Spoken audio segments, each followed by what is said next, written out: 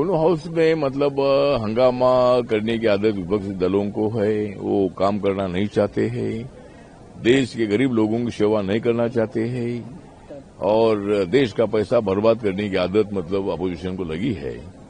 आज मतलब पूरा तय हुआ था कि जो ऑनरेबल स्पीकर जी है ओम बिरला जी, तो उनके खिलाफ इनका जो विश्वास प्रस्ताव था उसको सरकार ने, सत्ता पक्ष ने स्वीकारा था और उस पर चर्चा के लिए मतलब सहमति दे दी थी। तो आज उसकी चर्चा होने वाली थी, लेकिन आज युद्ध के संबंध में जो अमेरिका, इस्राएल और ईरान का युद्ध चल रहा है उसको सामने रखकर उस पर चर्चा होनी चाहिए। इसी तरह की भूमिका रखने का प्रयत्न उनके तरफ जो हो रहा था, ये अच्छी बात नहीं है। अविश्वास प्रस्ताव पर सरकार ने सहमति दर्शाई थी तो उस पर चर्चा करने की आवश्यकता थी, लेकिन चर्चा से भाग रहे हैं और अभी युद्ध के बारे में चर्चा हो ऐसा बोल रहे हैं। लेकिन मुझे लगता है कि इस युद्ध के बारे में हाउस में चर्चा होने की आवश्यकता इसलिए नहीं है, जब ऐसा कोई इंसिडेंट होता है तो अपने सरकार को अपनी भूमिका रखने का अधिकार होता है। तो जो युद्ध हो रहा है, इस युद्ध के बारे में माननीय नरेंद्र मोदी जी और हमारे सरकार की भूमिका ये है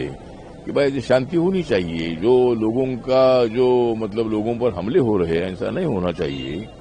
दोनों तरफ से भी मुझे लगता है कि शांति के माध्यम से आगे बढ़ना चाहिए, कोई उसमें चर्चा होनी चाहिए, संवाद होना चाहिए और युद्ध रुकना चाहिए। ये अपने भारत की भूमिका है और ये माननीय जयशंकर जी ने पूरे देश के सामने लोकसभा, राज्यसभा में ये बात बताई है। तो मुझे लगता है उस पर अभी बोल रहे हैं कि भाई युद्ध के बारे में चर्चा करो, तो युद्ध के बारे में चर्चा करने की बिल्कुल आवश्यकता नहीं है।